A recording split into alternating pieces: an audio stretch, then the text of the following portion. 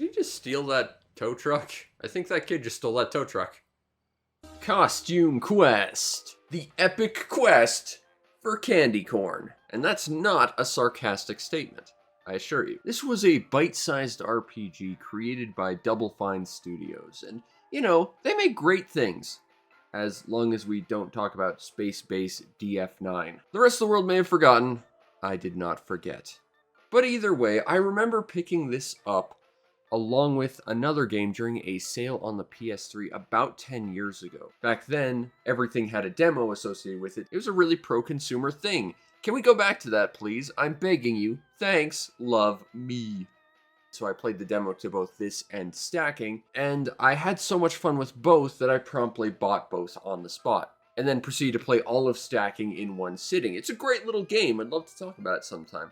But then I just sort of forgot that I even had Costume Quest until this Halloween, and I thought to do it. And we sat down and we played it in one sitting, and it was a lot of fun. Not a perfect game. It does have a lot of issues, especially with repetition and some other things that feel like maybe they could have used a little bit more time, more resources or something, but at its core, it's a really solid pickup. Now the story follows two siblings, Ren and her brother, Boy Ren. These two kids are new to the neighborhood and they're gonna go trick-or-treating. You have to pick which character you want to play as and lead the team, but you're gonna pick Ren because she understands the value of instilling terror in her enemies.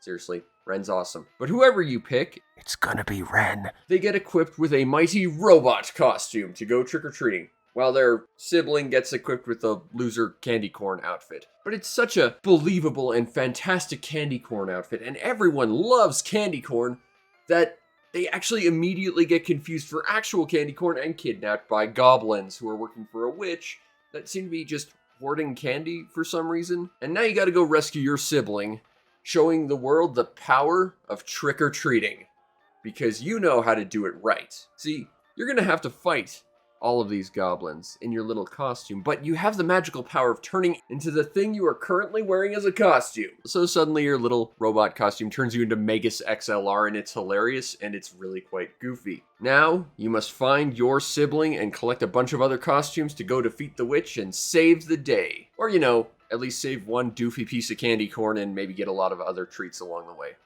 That works too. The Story 2 Costume Quest is quite good. It's not a very story-intensive game, mind you, but as per anything you'd expect from Double Fine, it's got really good writing, it's silly, it's goofy, it's quirky and upbeat. The game also has a lot of really well-written flavor text for basically everything.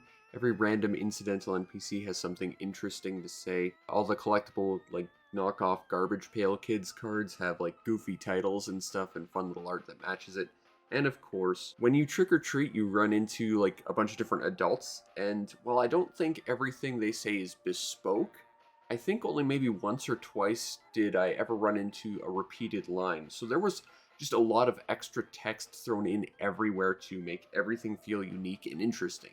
And that really impressed me. But there's also moments where there's actual conflict between your party members and character development and growth. Not a lot, mind you, but there's moments of it that help extend the gameplay and create a little bit of friction between your party to keep things interesting and make them feel a lot deeper as characters. Overall, the plot to Costume Quest, the quest for epic candy corn, is decent enough, you know, for a small RPG that only lasts about 4 hours.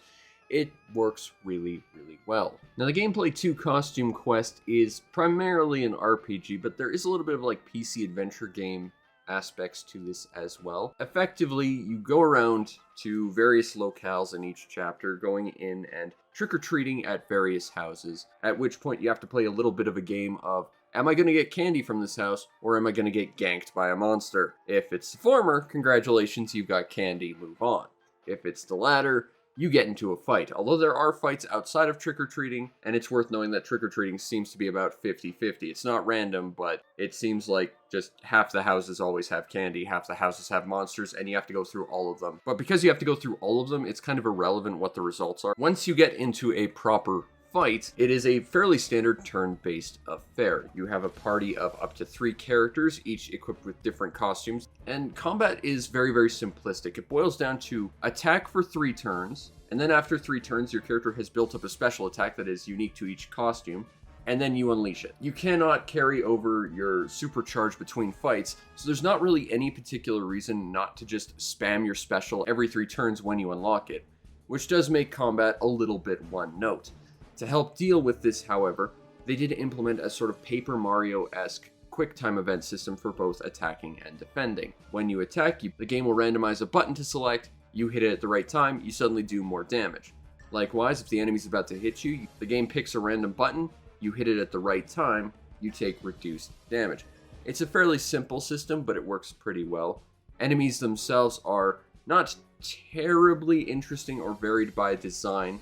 There are effectively 4 enemy types across the game, although each chapter does add a different enemy race, which sort of puts a spin on it, but that's just a redesign of the same effective archetypes of buffing black mage, healing white mage, enemy that throws bombs at you, and a melee attacker.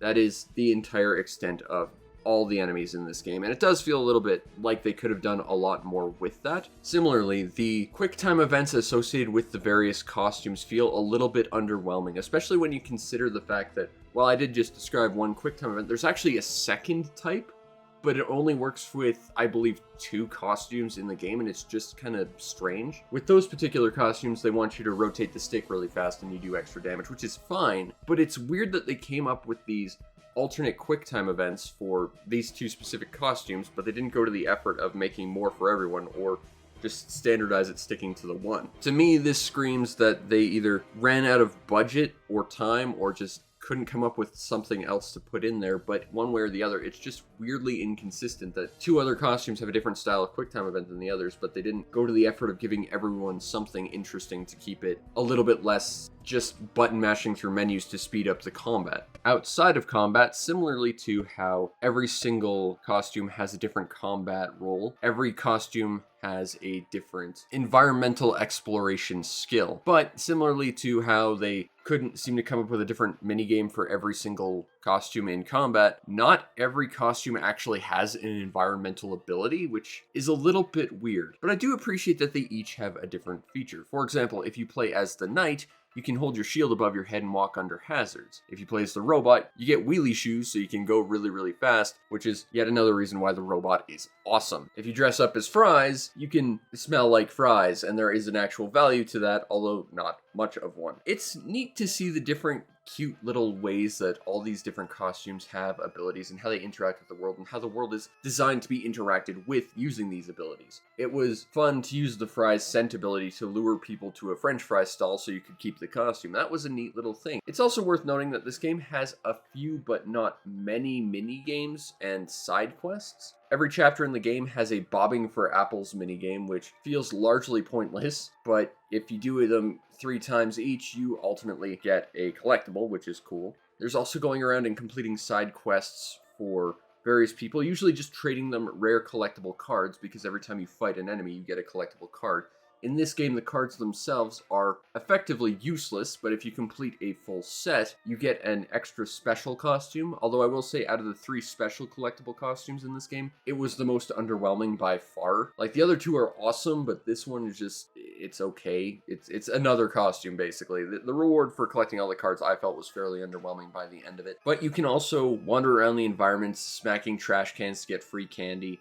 You need to explore the environments to the best of your ability to find collectible materials to build your next costumes, because this is a big part in advancing the plot, is building your new costumes. You need to get a blueprint as well as 3 pieces of specific material in order to build them properly. Once you do, then you can suddenly swap into them and you'll get the environmental effects they provide you so that you can handle more puzzles as well as new combat options, which is fun. I do like the idea of building up the roster by building these costumes. It's a neat idea. I feel like the individual costumes could be a little bit more varied in their actual combat purposes. There's like 3 maybe that are defensive, but the rest just feel broadly just attack oriented. And because attacks are, for the most part, pretty simple and straightforward, there's not a ton of variance in terms of how they each feel aside from their special ability. One way to help mitigate this, however, was the inclusion of various stamps. Stamps are effectively like the one thing you actually use the candy you've collected for, and that is to purchase stamps at the store. Stamps are effectively equipment. Each one gives you a different ability. This can range from spreading out an attack with splash damage to poisoning an enemy, to splash damage while poisoning an enemy. I'm sorry, I'm focusing on that. That stamp is amazing though. You can get stamps that do give you extra abilities, but for the most part, I didn't see a lot of value in them. As long as I had a character that could do a counterattack every time I did a special block, or I had a character that had splash damage so I could AoE attack, that was good enough for me, but do incrementally get better over time, combining options and powers from previous badges into one, or getting functionally stronger variations of ones you've already previously unlocked. The badges don't add a ton, but they do add at least enough that you can say that you can build your characters out a little bit differently from other players based on your own preferences. And that's good because otherwise the gameplay itself, while I enjoyed it, in terms of combat, it's very one note and will get very repetitive by the end, which is a big issue. And the biggest contributor to that, I think, is just the fact that combat really just comes down to 4 different enemies and the fact that every costume attacks basically the same until you get your special up, which happens every single 3 turns. It almost becomes sort of a clockwork assembly line function of, okay, attack, attack, attack, special, attack, attack, attack, special. That's basically what combat ends up devolving down to by the end. But I think there's enough variation thanks to the various stamps and the new costumes you'll be getting that it does keep it interesting enough. But had this game been longer than 4 hours, it probably would have just gotten intolerably boring. Fortunately, it's not like that, and because of that, Costume Quest ends up becoming a fairly repetitive but enjoyable mix of sort of a PC adventure game and a pretty decent, very stylish RPG. The overall presentation to Costume Quest is extremely well done. First of all the characters outside of combat look silly and goofy like kids in costumes. You know, they've got that nice design for each individual costume. And when they go into combat, they look freaking awesome. Again, shoutouts to the robot that looks like Megas XLR, but one of the secret costumes is absolutely amazing. And honestly, the Fry outfit floored me how cool that was. Like, seriously, you're Fries. What's that going to be? Oh, you're that. Awesome. Seriously, the costumes in this game are absolutely great, as are the NPC costumes you get to see running around, and even the adults hanging out inside their houses, including that one person who definitely has a pickle for a nose. Then you've got the monsters, and I appreciate that they kind of have a unified aesthetic across all the different monster races. You definitely know which one's the black mage, which one's the white mage, which one's the guy who throws bombs, which one's the fighter, but it does make me wish there was more. But that is the advantage of having so few enemy types, is across all the different races, you can see the unified combat roles each one takes, and that means you can handle combat a little bit better at a glance. So that's actually really good, but they could use some more variants, of course. The environments themselves look tremendous, and they range from very bright and colorful and happy like the mall and the suburbs where you start to really dark and creepy like the maze at the end or the sort of unfinished under construction part of the mall. It was really quite a variance in terms of visuals, and it works excellently. There's a lot of great little visual details in this game as well. Like when you go into combat, you're like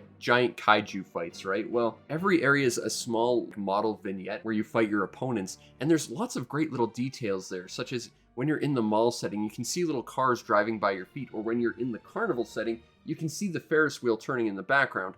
Although, I will have to point out that the game does make a very big point that that Ferris wheel isn't working, so, you know, that's a huge continuity problem there, Double Fine, especially considering interacting with that Ferris wheel is kind of a big plot point. So, yeah, you didn't think that one through, did you? Either way, the visuals for combat and everything else look great, and there's tons of little details everywhere that just made me smile. This game does have a great deal of detail and hard work put into it, and it shows. There's even a lot of really cool little mini details in the GUI itself, such as the experience meter being marked by a filling up pack of rockets, or I guess Smarties if you're from a country that doesn't know what Smarties are. It's a small detail, but it was something that made me smile. And likewise, the audio is pretty fantastic for what it needs to be.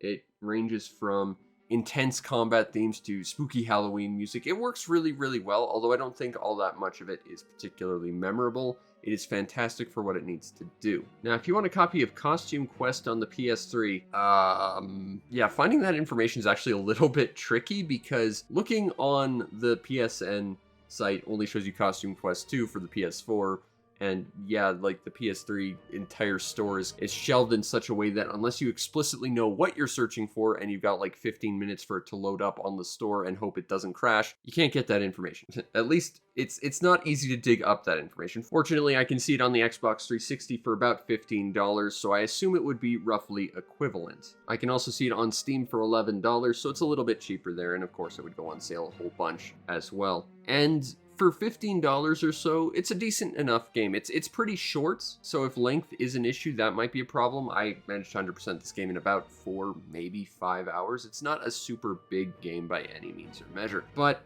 for $15, it is an incredibly fun time. It gave me a great evening of streaming, and a lot of people came by and saw that, and we had a lot of fun. We enjoyed this game and the concept. And I mean, we enjoyed it enough that one of my viewers actually gifted me a copy of its sequel, and don't get me wrong, we'll be talking about that pretty soon. And it's not all sunshine and rainbows, I'll tell you that much right now. But this game is a fun, bite-sized RPG, and it gives you exactly what you expect from Double Fine, you know, aside from Space Base DF9. You may have thought we've forgotten about that, Double Fine. I have not forgotten about that. But either way, Costume Quest is a fun, bite-sized RPG, and really the only issues it has is it could just push everything it takes a little bit further and refine it. It could use more quick-time events for its combat roles. It could use, honestly, more adventure game elements for the overworld stuff, because trick-or-treating over and over and over again is very repetitive and boring. And likewise, combat feels very one-note, having to just attack, attack, attack, special, attack, attack, attack, special. That is really the only strategy you'll ever need for combat. The fact is, this game does get repetitive, and right around the final hour mark, you do feel it. Fortunately, the game pretty much ends at that point, so it doesn't overstay its welcome. But it could just use a great deal of refinement, which is what a sequel could have provided. But, spoilers, it didn't. Might be able to survive this. Oop. Spaceman's down. I don't think our mech has enough. Yeah, this is gonna go grim. Please dodge. Oh, crap.